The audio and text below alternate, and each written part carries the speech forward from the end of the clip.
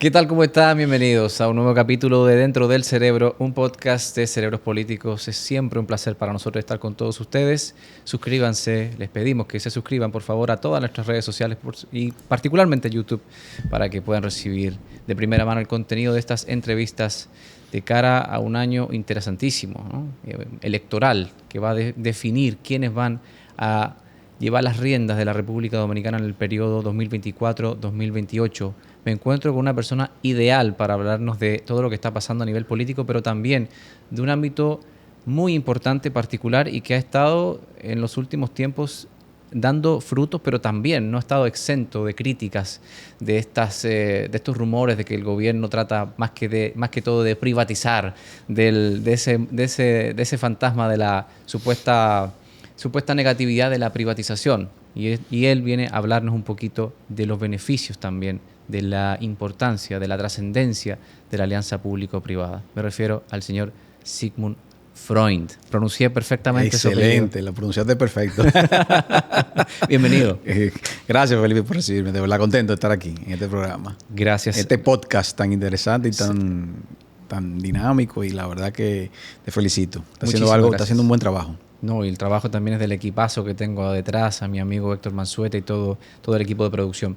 Sigmund, antes de hablar de lo que verdaderamente te ha motivado, me acuerdo perfectamente incluso del tweet que le respondiste al presidente electo, que ibas a rendir con resultados esa confianza depositada en ti. Creo que los resultados están a la vista, ya hablaremos de ello. Pero quiero trasladarte a la mitad, a mediados del año 2022.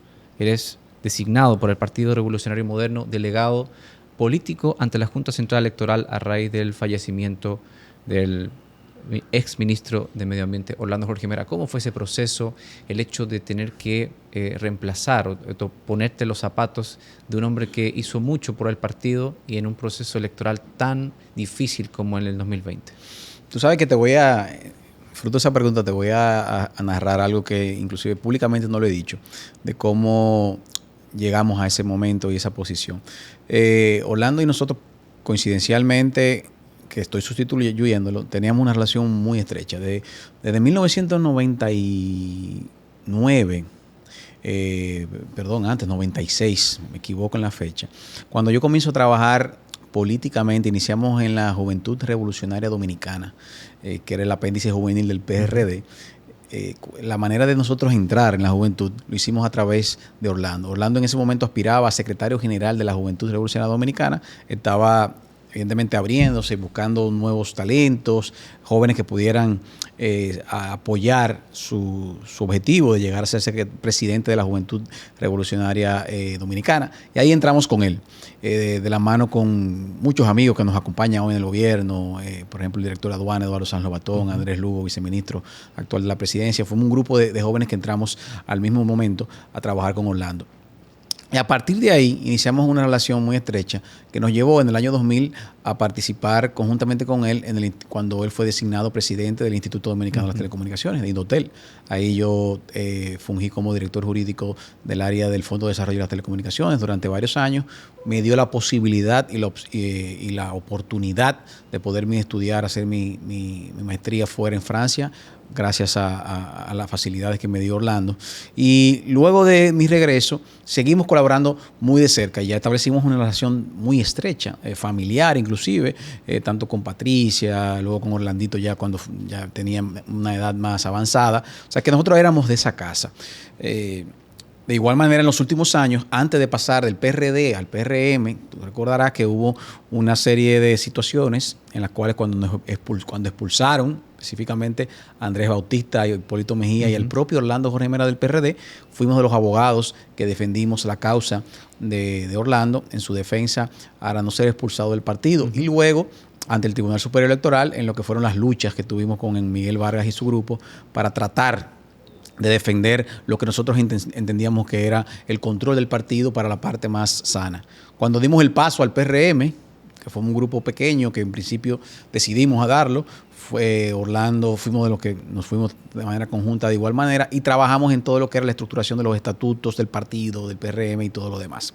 Orlando es designado delegado del PRDM ante la Junta Central Electoral, porque Orlando primero tenía muchos años ya trabajando como fungiendo como si fuera el secretario del Comité Ejecutivo Nacional. Era una persona con una, podríamos decir, una personalidad muy pasiva, muy fría, muy prudente, era un gran mediador, estaba en todos los momentos en los cuales había los ánimos bastante caldeados, él fungía como el que tranquilizaba las cosas y llevaba un trabajo muy bien, tanto no solamente como secretario del Comité Ejecutivo, sino también como delegado del partido ante la Junta, en esos momentos en los cuales tú recordarás que había muchas situaciones que la Junta no era la Junta de hoy. Estábamos hablando del momento en el cual nosotros atacábamos una Junta que a todas luces era muy identificada con el partido de gobierno en aquel momento, con el PLD, y todo lo que nosotros vivimos en esos procesos electorales bastante traumáticos. Cuando Orlando fallece, cuando ocurre esa situación, nosotros, la verdad que fue una sorpresa para todos nosotros, un dolor sumamente grande para aquellos que compartimos tanto con Orlando, que teníamos una relación tan estrecha. Y yo creo que esto surge cuando al otro día, luego de la muerte de Orlando, se llevaba el cuerpo de Orlando a que se fuera velado, por decirlo de manera, homenajeado en el local del Partido Revolucionario Moderno. Cuando estamos ahí, a mí me toca dar unas palabras en representación de todo ese grupo de jóvenes, amigos vinculados a Orlando, que durante muchos años estuvieron acompañándolo, y la dirigencia del partido me designa para que yo dé esas palabras. Cuando yo voy y doy esas palabras, definitivamente muy triste y muy emocionado, cuando bajo de la tarima, me agarra el presidente del partido, o me dice, cuando yo saludarlo, me dice: José Ignacio, la verdad que te pareces tanto a Orlando en su forma, que tú fueras ideal delegado político del partido. Luego lo hablamos. Bueno, pasan 2 o 3 días y me llaman y me dicen que, él mismo me dice: mira, yo creo que hemos visto los perfiles y entendemos que tú te adecuas a lo que es el perfil que nosotros queremos vender como delegado político. No solamente por lo que acabo de decir, tal vez de la similitud en la forma de actuar o en la forma de comportarnos, sino también que ya veníamos con alguna experiencia, porque al trabajar de la mano de Orlando tan cercano, lo asistíamos mucho, tanto en la Junta Central Electoral como en otras instancias que tenían que ver con la delegación política, por lo cual ya podíamos conectar de una manera más rápida, hacer una transición más rápida que poder preparar otro perfil. Y ahí entonces es propuesta mi candidatura en la dirección ejecutiva del partido, que es el lugar donde se ratifica, y ahí fui ratificado a unanimidad como delegado político.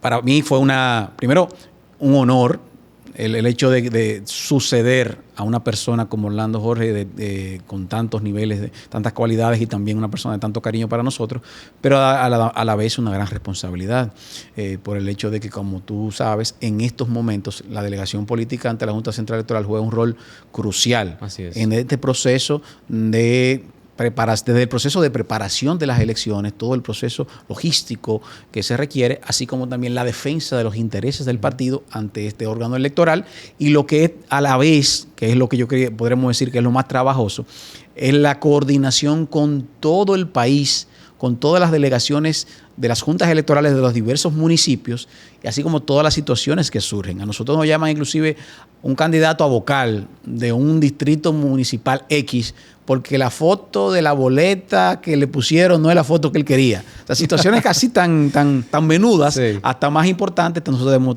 que tratar a diario. Desde lo más pequeño hasta lo más grande. Así mismo es. Sí, en el año 2015, te lo cuento porque a propósito de que hoy ya es hoy fallecido, lamentablemente, en un accidente trágico, el expresidente Sebastián Piñera. Sí. Y estuvo de visita por primera vez, por lo menos de manera oficial, en el año 2015, y fue a la casa de Miguel Vargas.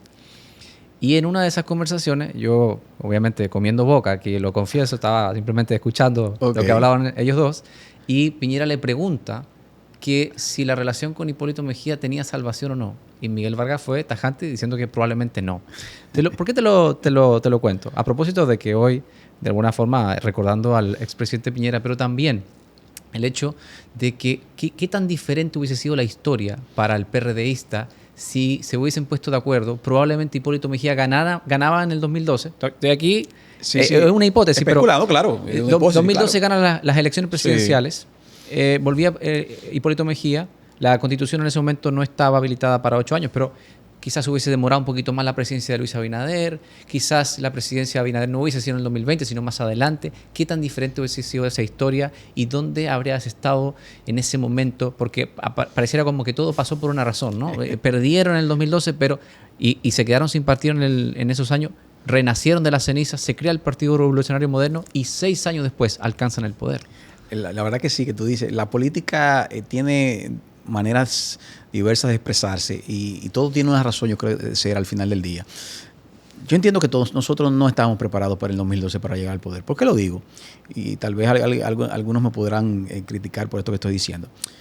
La misma manera en la cual nosotros no pudimos ponernos de acuerdo como partido, la máxima dirigencia del partido, o sea, tanto el presidente Hipólito Mejía como el ingeniero Miguel Vargas, que eran las máximas figuras del PRD, el no poder entender que el país reclamaba un cambio en aquel momento, en el 2012, y esas dos figuras no ponerse de acuerdo para poder representar más de un 50% del electorado que quería un cambio, yo creo que al final es una muestra de que todavía nosotros no estábamos listos para hacer esa transición. A pesar de que yo doy fe de que el ingeniero Hipólito Mejía hizo muchos esfuerzos para poder limar las asperezas y buscar la manera de que el ingeniero Miguel Vargas pudiese incorporarse a la campaña. El ingeniero Miguel Vargas tuvo una posición muy firme, muy férrea, entiendo yo que poniéndose de espaldas de lo que eran los intereses de la sociedad en aquel momento y del PRD. Y ese proceso provocó de que definitivamente una nueva generación de dirigentes políticos asumiera un nivel de mayor relevancia en lo que era la conformación de este nuevo vehículo que es el Partido Revolucionario Moderno. Si nos vamos al 2012, figuras como José Ignacio Paliza, como Carolina Mejía, como Eduardo Sanz Lobatón, como David Collado, como Wellington Arnaud, como quien les habla, no teníamos ese nivel de protagonismo. Primero porque, evidentemente, hay un tema generacional de edad, vamos a decirlo, pero más que por el tema de que eran 8 años atrás, es por el mismo estamento que existía en el PRD no nos permitía de una manera u otra hacer ese relevo tan rápido o tan ágil como lo pudimos hacer con el PRM. Entonces, cuando surge esa división, que el presidente actual Luis Abinader, conjuntamente con Hipólito Mejía, toman la decisión de que, bueno, aquí ya no cabemos, aquí no hay forma, porque primero la justicia electoral estaba secuestrada, no nos permitía a nosotros ejercer nuestros derechos. El PRD ya quedaba como un vehículo aliado a un partido de gobierno, o sea, totalmente contrariando todo lo que ha sido su esencia, y decidimos dar ese paso. Entonces provocó que esta nueva generación entonces asumiera papeles de mayor relevancia. Así puedo yo, por ejemplo, asumir un papel de mayor relevancia en el aspecto jurídico. Me convierto en el director jurídico o el secretario de Asuntos Jurídicos del PRM, que en el PRD no podía hacerlo, claro, en ese momento, ni tampoco iba a hacerlo en un proceso en el cual de 3 o 4 años, porque había otras figuras relevantes posiblemente, además de la dinámica de ascensión era mucho más compleja.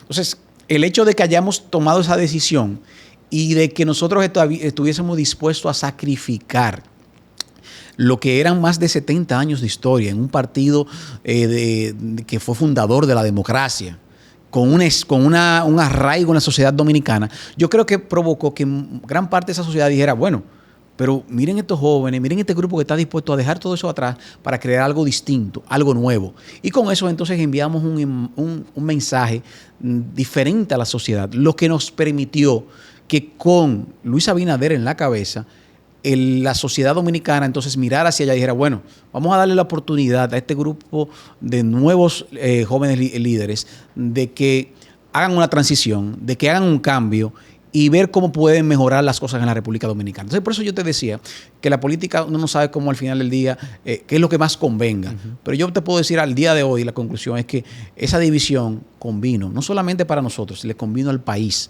Porque de esta manera sale un nuevo partido, un PRM, sin las ataduras que tenía un PRD, con una obligación con el país y la sociedad de demostrar algo distinto. Porque si nosotros veníamos a replicar las mismas actuaciones del PRD o del PLD o de otros partidos, entonces simplemente la democracia era que iba a salir afectada, la sociedad se iba a desilusionar del sistema democrático, mientras que yo entiendo que nosotros como partido hemos venido a refrescar y a dar un mensaje nuevo de prácticas políticas distintas a lo que hacían los partidos anteriores.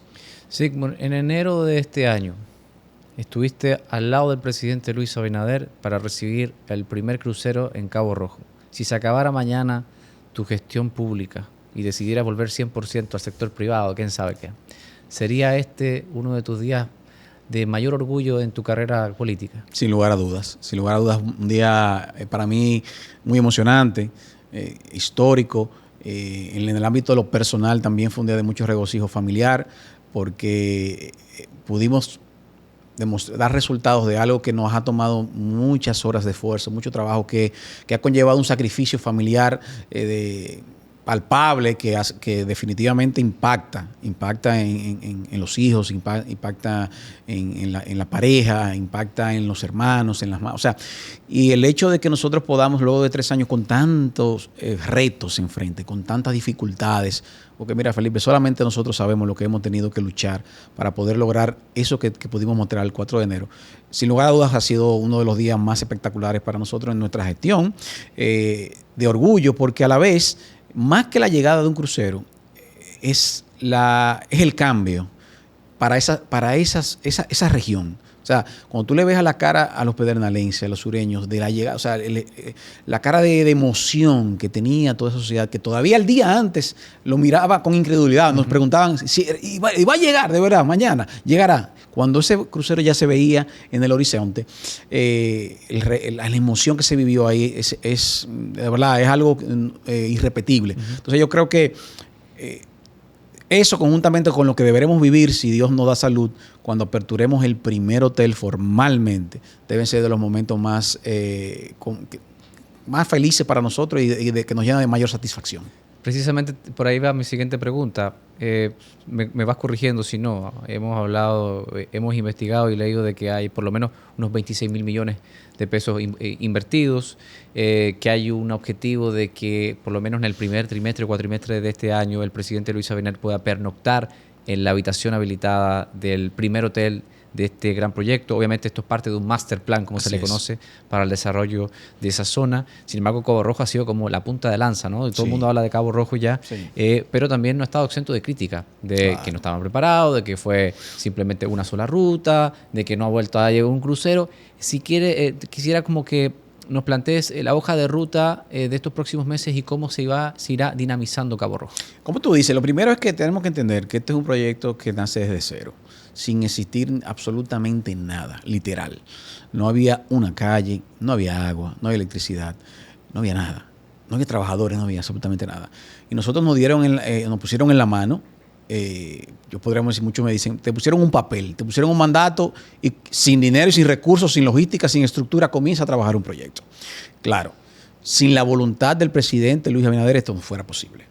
Sin una voluntad firme, constante, permanente, sin él no hubiese sido posible lograr absolutamente nada de eso. Y no lo digo como un cliché de querer vanagloriar a la figura presidencial, sino que no hay manera de que un proyecto se desarrolle en 3 años como nosotros lo hemos hecho si no hay una voluntad presidencial en un país como este. Entonces, como nosotros empezamos de cero, teníamos que trabajar una concepción, una conceptualización, un master plan, que es lo primero, hacia dónde vamos. Y por eso hemos nosotros reiterado en varias ocasiones que es el primer proyecto en la República Dominicana que está concebido desde cero, de manera planificada en todos sus aspectos, desde la parte de la infraestructura de servicio hasta todo lo que tiene que ver con el desarrollo hotelero, el desarrollo del puerto, el desarrollo de aeropuertos, parte comercial, inmobiliario, campo de golf, todo.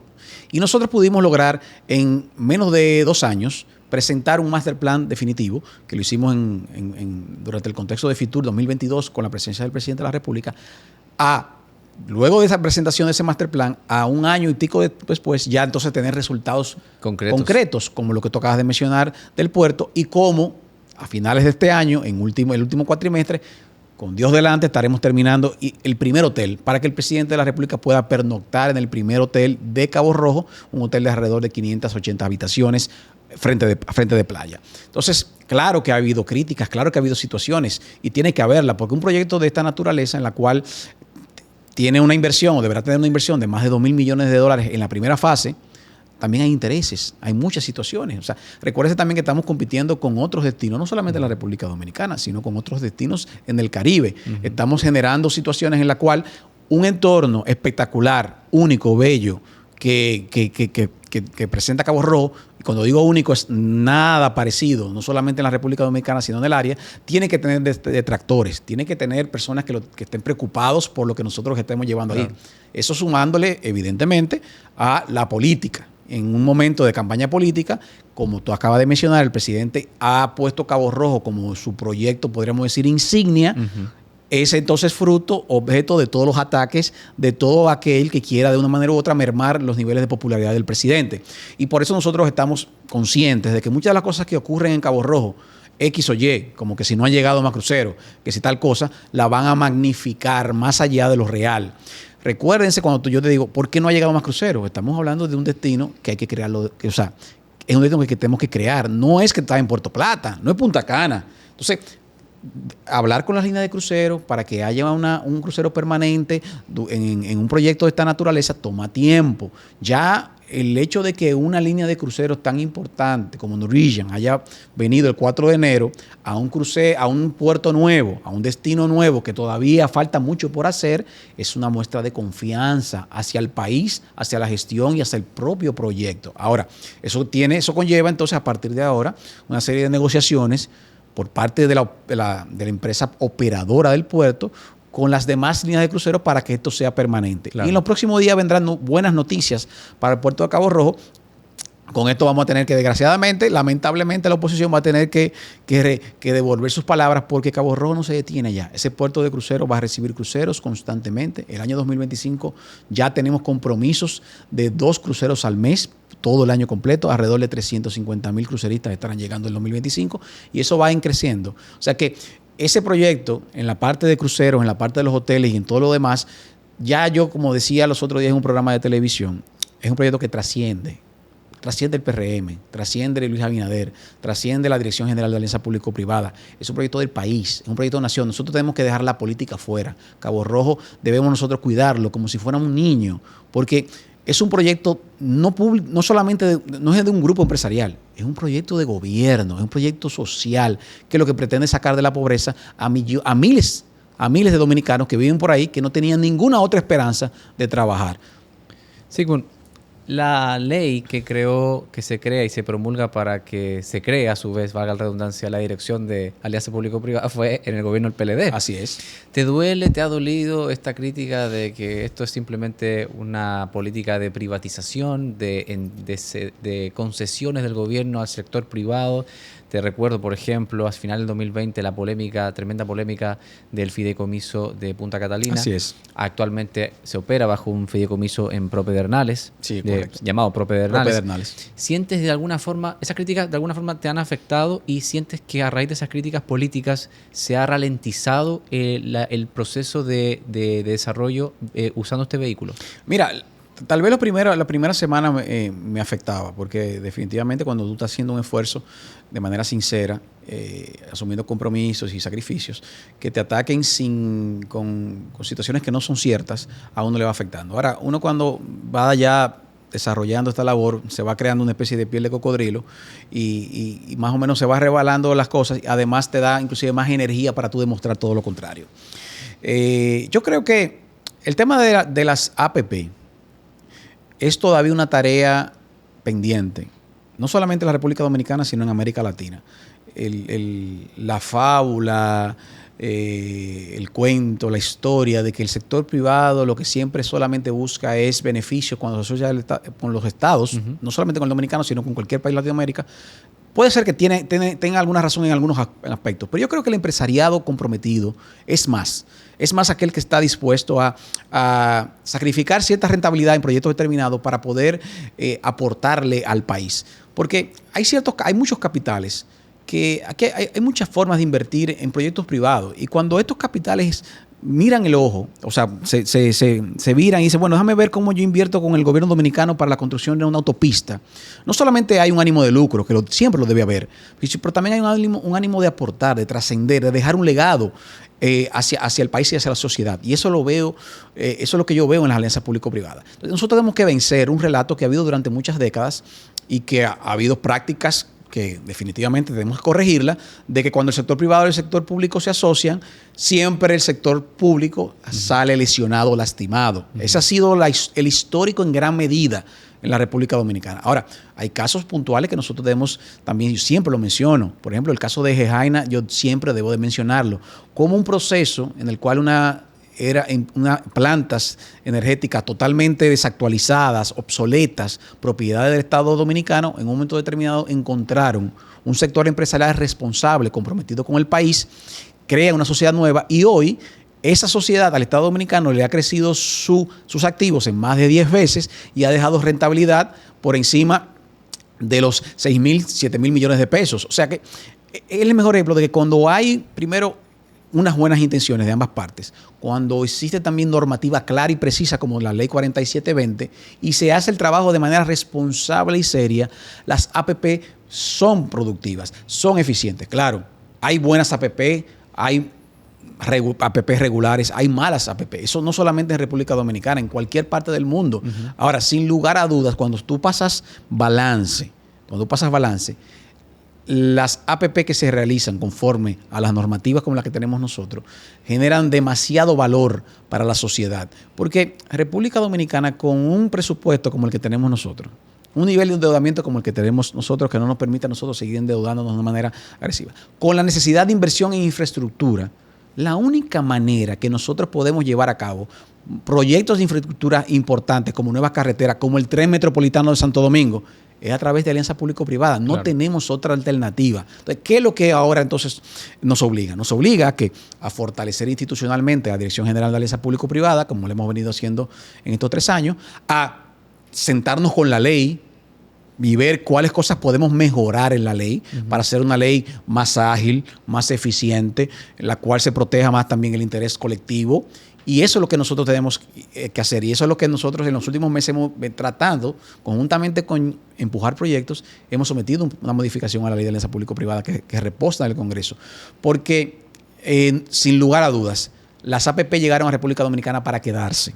Yo creo que tal vez no a la velocidad en la cual nosotros quisiéramos, pero ya va a ser muy difícil en países como el nuestro, en modelos como el nuestro, en el cual no hay una participación privada en proyectos de infraestructura públicos. O sea, para mejorar la red de transporte, para mejorar la red de aeropuertos, para mejorar, por ejemplo, las vías, porque las APP tienen una versatilidad de que en cualquier provisión de servicio puede haber alianza público-privada. Eso, ojo, no es que todo pueda ser APP, porque es importante también. Hay muchos sectores que siempre deben estar en manos del sector público. Ahora, hay diversas ramas de la economía y de la provisión de servicios que la unión público-privada genera muchísimos beneficios. Sí, bueno, hablando de esas críticas que ya evidentemente tienes 3 años encima de experiencia gubernamental en este periodo, porque ya tienes un periodo gubernamental de la mano de Orlando Jorge Mera y demás, que por cierto es la prueba viva de que usted sabe vivir fuera del poder sin ningún inconveniente. Así es. Cosa que no todo el mundo puede decir.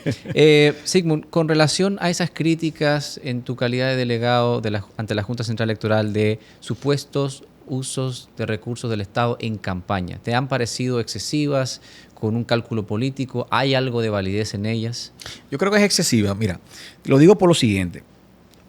El presidente de la República se ha dedicado de manera puntual y constante a advertirnos a todos los funcionarios públicos de que nosotros debemos tener extremo cuidado con el uso de los recursos del Estado en la campaña política. Ha sido más de 5 o 6 consejos de gobierno convocados por el presidente de la República, en el cual a todos los funcionarios se le advierte de manera expresa el no uso de recursos económicos, vehículos, personal, o sea, lo más mínimo, ni las hojas de una institución para la campaña del Partido Revolucionario Moderno.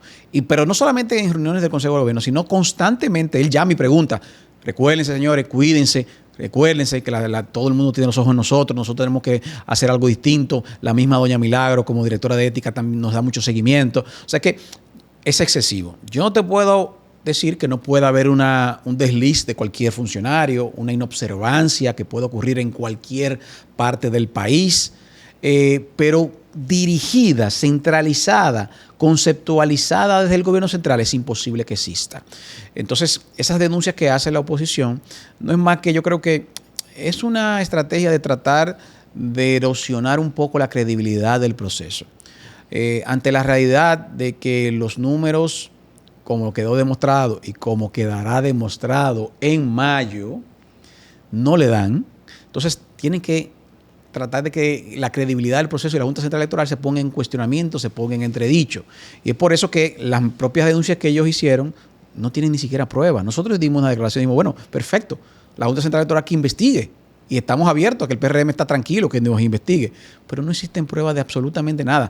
Un video de que un funcionario fue y se estaba entregando unas raciones sociales. Pero señores, el plan social está permanentemente en los barrios, no ahora en la campaña política, los 3 años y tanto. ¿Y qué hacemos ahora? Entonces dejamos las asistencias sociales, dejamos de depositar en el programa Supérate en la tarjeta durante estos 2 meses a aquellas personas que necesitan los recursos porque estamos en campaña. No, el gobierno sigue su función, pero eso no se utiliza como palanca o herramienta. Ahora, que la sociedad está viendo que nosotros tenemos un plan de asistencia social efectivo que no va dirigido necesariamente solamente a los PRMistas y eso nos lleva a nosotros mayores niveles de respaldo, ya eso es otra cosa. Entonces, para nosotros es más que es parte de la cháchara política, tú sabes, en estos países, que tiene que venir cuando tú no tienes herramientas de poder elaborar un discurso, como no lo ha tenido la oposición, de por qué quiere volver a llegar al poder luego de 20 años en el mismo. Sí, bueno, hablando de números y de tu posición privilegiada como testigo y protagonista quizás del proceso electoral, ¿cómo visualizas el proceso, sobre todo presidencial? Se habla de que se gana en primera vuelta, que Luis Abinader es quien obtendría la reelección, una potencial segunda vuelta. ¿Cómo lo visualiza Sigmund Freud en este momento? Yo no tengo la menor duda, Felipe, que salvo ocurra algo muy extraordinario, excepcional, que el presidente Luis Abinader ganará en primera vuelta con más de un 55%. Y eso se va a reforzar luego del resultado de este domingo. Se va a reforzar. O sea, con el triunfo de las municipales, la candidatura del presidente se refuerza aún más. Y además es que la sociedad está clara, está consciente de que a pesar de las dificultades que ha tenido este gobierno por situaciones externas como el COVID, como la guerra de Ucrania, como todo el tema de la inflación, la logística, el presidente está comprometido con mejorar la vida y las condiciones a los dominicanos. De que una persona que trabaja 18 horas al día, constantemente, permanentemente, con buenas intenciones encima, que ha mejorado las condiciones, por ejemplo, de los policías, de los militares, de los bomberos, que ha mejorado las condiciones también del que tiene salario mínimo. Todas esas cosas están ahí, son realidades. Y yo creo que la sociedad no va a mirar hacia atrás. Ya lo que aspiran por la oposición demostraron en 20 años de qué son capaces de hacer. Nosotros estamos ahora en una gestión de gobierno que requerimos 4 años más para poder completar ese ciclo que requiere el presidente Luis Abinader. Yo estoy, como vuelvo y repito, convencido que el 19 de mayo estaremos ya a las 6 de la tarde celebrando un triunfo en primera vuelta, sin lugar a dudas, además de una victoria, por lo menos, yo me atrevo a dar una cifra, por lo menos 24 senadores nosotros vamos a sacar en el Senado y más de 110 diputados en la Cámara de Diputados. Va a ser un triunfo arrollador. Veremos entonces si esos números coinciden con la realidad. Sigmund, hablabas al principio del sacrificio que ha significado familiar, sobre todo personal, hasta profesional. Sí, ha dejado de ejercer para poder servir en el Estado. De alguna manera, porque recuerdo una entrevista que diste a Presidencia en este segmento de Conoce a tu funcionario, está disponible para todo aquel que lo quiera visitar. Decía, bueno, mira, me ha ido, gracias a Dios, me ha ido muy bien en mi carrera profesional, pero me ha picado esa necesidad de servir a mi país y de estar en política, porque verdaderamente es una pasión al final. Es una pasión importante que sientes y que has demostrado. ¿Estás orgulloso de este proceso? ¿Estás arrepentido? Si te vas el día de mañana, y Joel Santos lo decía aquí sentado, yo agarro mi lapicito, que es tan famoso, el lapicito de Joel, y me retiro dignamente. ¿Cómo sería ese proceso contigo? Mira, yo estoy orgulloso y no me arrepiento. A pesar de muchos sinsabores que uno vive en esta trajín, en estas gestiones.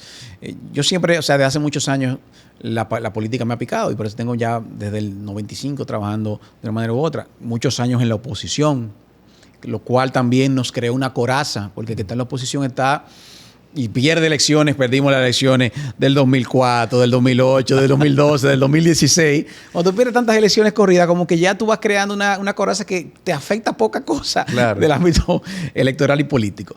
Pero eso también, las cosas de la vida, eso no me permitió en lo personal estructurar una carrera profesional, crear una oficina de abogados exitosa.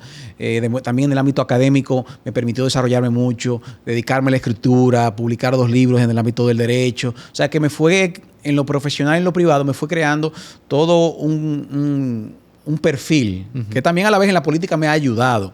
Y a la vez también me he permitido, que es importante en el ámbito político dominicano, llegar al poder o al gobierno sin esas necesidades económicas posiblemente que hayan llevado otros que tengan la necesidad de buscar la manera de enriquecerse en el poder. La verdad es que aunque la gente cree que es una especie de uno lo dice por decirlo, pero el que ejerce el gobierno, el poder, de manera honesta, se empobrece en el gobierno. Porque la verdad es que en nuestra oficina de abogados, por ejemplo, en lo particular, yo no tengo un solo contrato en el gobierno del PRM. O sea, yo no he tenido ni siquiera una iguala en ninguna institución del gobierno. O sea, mi oficina le está yendo peor que antes de llegar al gobierno. O sea, la gente no lo cree eso, pero es así.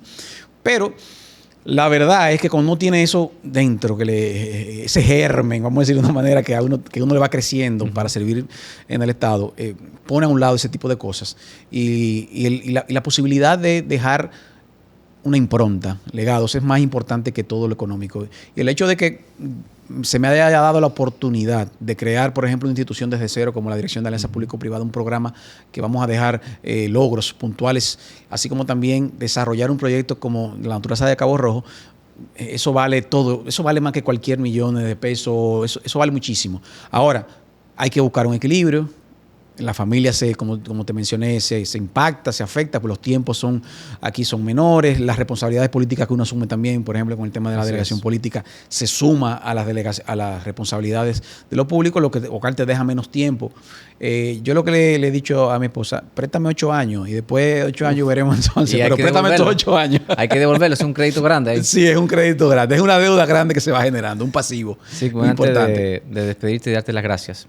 ¿Cuándo veremos a ese maravilloso avión llamado Bahía de las Águilas aterrizar en el aeropuerto de Cabo Rojo? Mira, yo te diría que enero, voy a decir una fecha, de enero a marzo del 2026 debe estar aterrizando los primeros aviones. Y como le decía, y muchos más. Y como le decía yo ese día a Víctor de Arayet, que yo quisiera que ese fuera el primer avión que aterrizara ahí. O sea, estamos trabajando arduamente para que ese aeropuerto esté listo a finales del 2025 y que esté operativo en el 2026. Sin el aeropuerto no puede haber un desarrollo óptimo de ese destino, porque tú sabes que por la vía terrestre es lejos, por eso la distancia, y requiere ese aeropuerto. Y estamos trabajando de manera firme para que a mediados de marzo podamos dar inicio a la construcción del aeropuerto, que es lo que vendrá a completar ese ciclo. Y con eso podremos decir que estamos tranquilos, que ya tenemos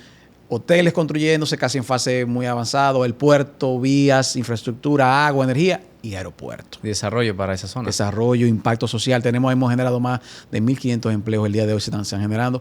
Y a finales de este año debemos tener ya cerca de 3.000 a 3.500 empleos en esa zona, lo cual yo te diría, es el 50% de los habitantes actuales que viven en Pedernales. Seguro crecerá, pero de que dinamizó la economía, eso es indudable. Sin lugar a dudas. Sí, muchísimas gracias. A ti.